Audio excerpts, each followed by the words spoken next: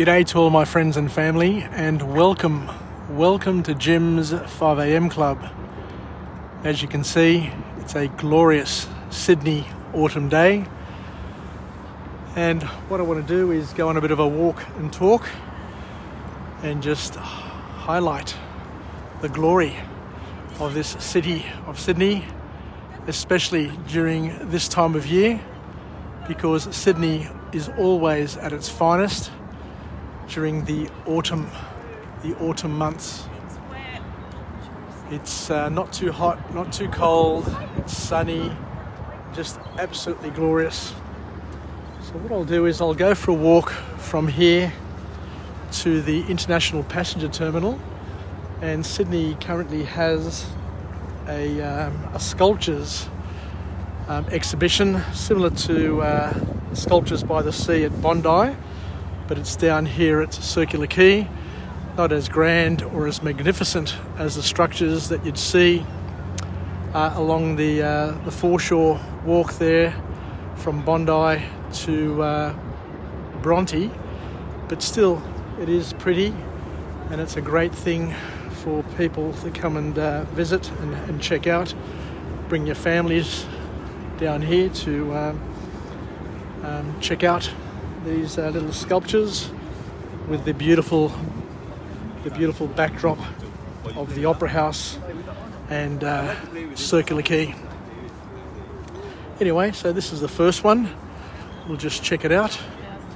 As you can see, just an obelisk style of structure. And what we'll do is we'll have a look. This one here is entitled Before the Dawn. So I'll come down here one morning and actually see what it looks like before the dawn. But the book summary that I want to take you on today is entitled Choose Yourself by James Altucher. Altucher has a wonderful book entitled Choose Yourself, and there's a bit of a breeze blowing through here at the moment. So the author kicks off with a wonderful summary, a wonderful quote from the book, where he says that the only predictor of a successful tomorrow is a successful today. The only predictor of a successful tomorrow is a successful today. So there are three key points to come out of this book, so we'll just check them out one at a time. Just waiting for my turn to take a photo here, because it is very, very popular. But this one here would be absolutely spectacular. First thing in the morning, as you can see, you've got the Opera House presented in a beautiful porthole. Absolutely glorious.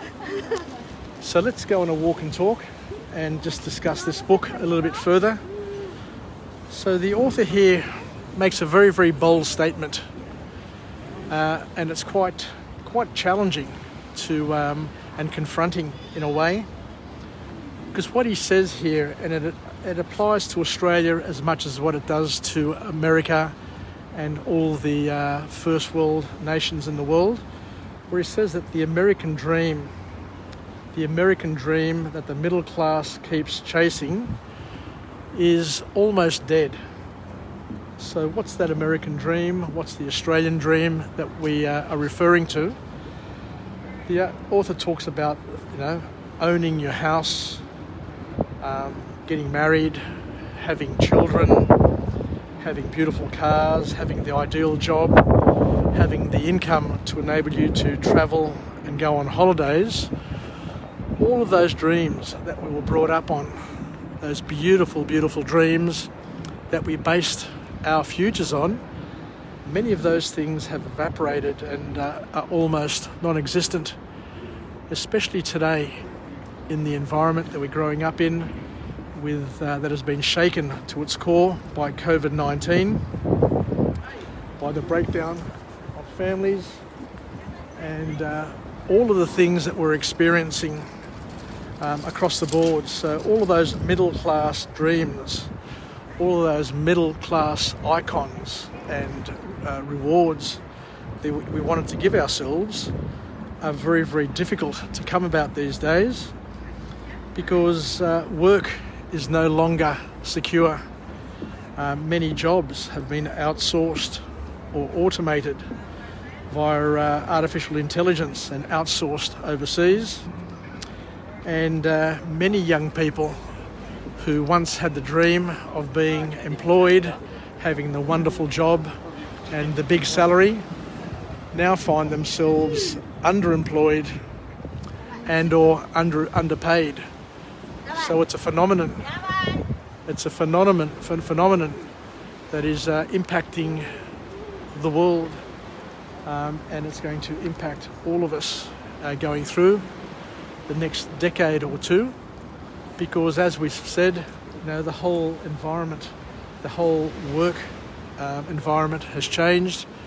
My daughter Catherine spends most of the time working from home, whereas when I was coming through the ranks as a young executive working for some of the best companies in the world, now I spend many, many hours in the office, 50 or so hours at least in the office per week, going from meeting to meeting and basically interfacing with teams of people to try and build the connections and the network in order to facilitate and to propel the James Paniaris career path to bigger and better outcomes. But all of those things, according to the author, are very, very different and have almost evaporated. Here we have another artwork here entitled The Sound of Sky, the Physical Ring number 6. So we'll keep on going. So the author then kicks off and moves in a different direction and talks about something which is quite spectacular and quite interesting, where I think the following point is, without doubt, the key point, the key theme of this book, where he says and he reiterates that you have to make yourself the only person who controls your dreams. And this very quote, this very message, is something that each and every one of us needs to text and retext to ourselves every day.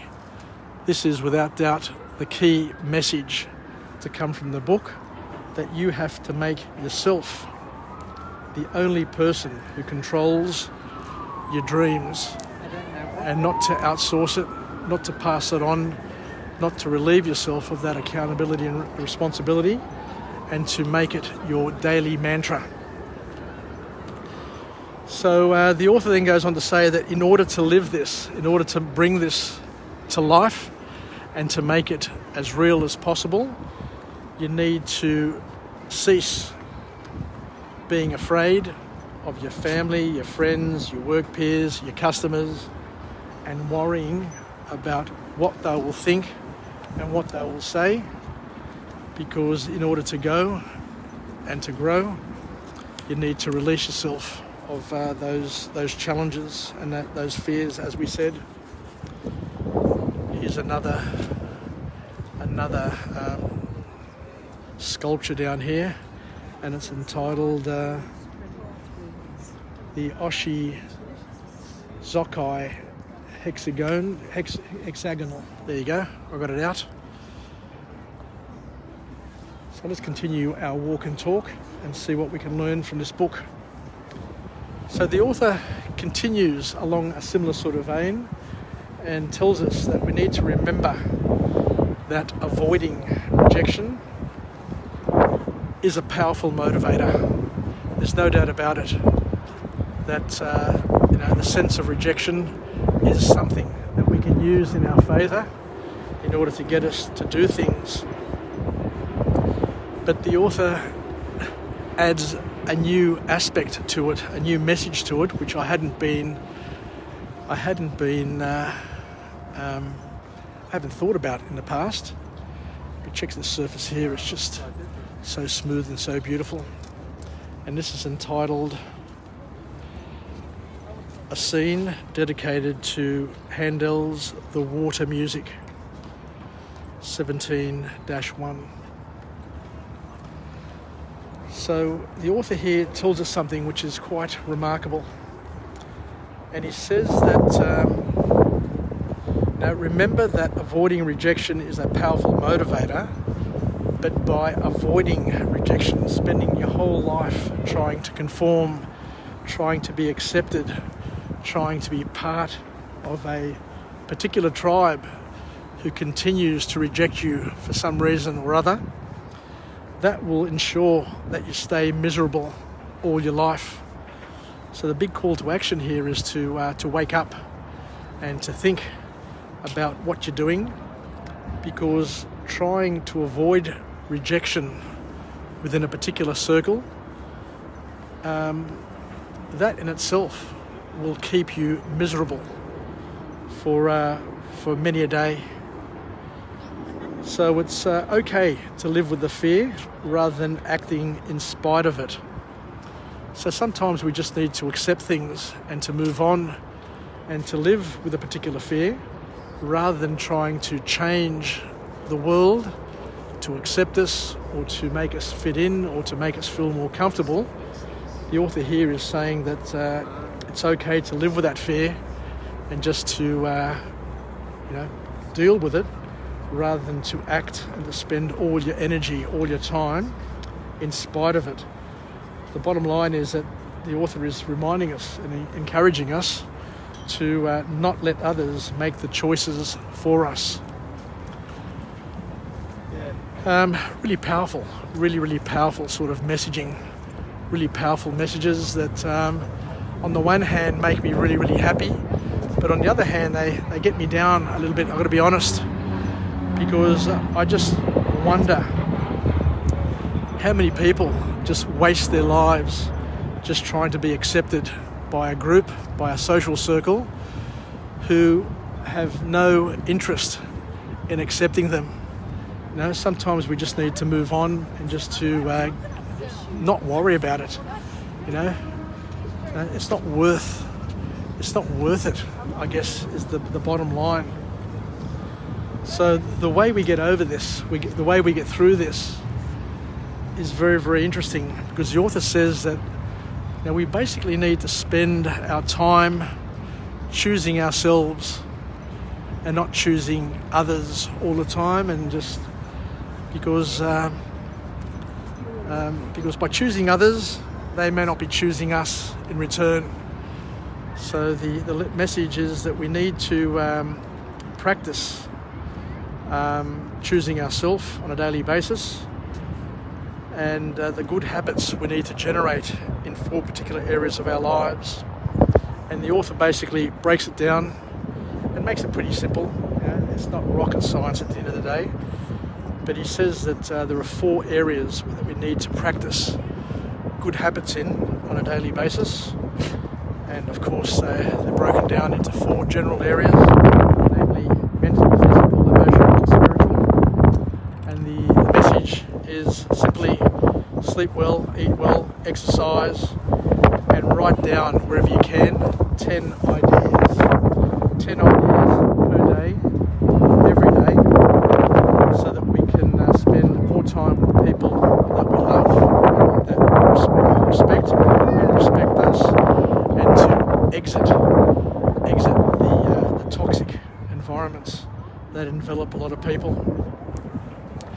So in order to feel good about ourselves and to choose ourselves and to choose us or me, the author goes on to say that what is a good little exercise to do is to grab your journal and to write down 3 things that you're grateful for on a daily basis. You know, what are we grateful about? What are the 3 things that we're grateful about? To write them down and to dwell on those things rather than to worry and to be anxious about the things that don't come our way. So the author then lets us know that there is a website called The Daily Practice, and The Daily Practice is a site that will provide you with a tool to enable you to basically write down these things, to map out your 4 areas that you can indulge in and to spend more time focusing on, so that you're choosing yourself and you're monitoring and managing that process and not being distracted by, as I said, groups, people, families that don't respect you and don't bring out the best in you. So there's also an app that the author has, which is called Coach Me, that you can use as well. And once again, providing some practical tools to enable each and every one of us to get a little bit more, just a little bit more out of each day and out of each opportunity, each engagement, to put us on the path of growth and development. So thank you very much once again for joining me on this episode of Jim's 5am Club. We've just gone through yet another wonderful book summary entitled Choose Yourself by James Altucher. And let's make the most of these opportunities. So let's finish off with a positive affirmation. I'm alive, I'm well, I feel absolutely great. To my friends and family, stay connected, stay relevant, stay reasonable.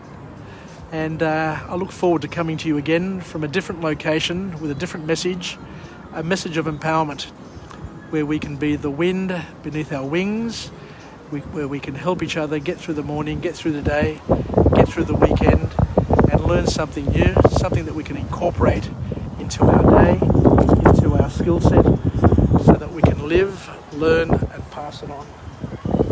Once again, if you get a chance, come down here to Sydney, come down and enjoy these sculptures by Sydney Harbour and make the most of it. It's here for you, it's here right now. Don't waste your time staying at home and spending it on the couch, where you can get out and about on these beautiful days and enjoy this spectacular international city where people all over the world are willing to give up their right arm to come and visit. Who knows when the borders are going to open up again? Who knows when we'll get to travel overseas? But one thing we can do in the meantime is get to learn, get to experience, and get to appreciate the beauty of this magnificent city of Sydney during this glorious season, autumn, which I always say is the best season of the year. Take care, yasas, and we'll chat again. Filakya, and bye for now.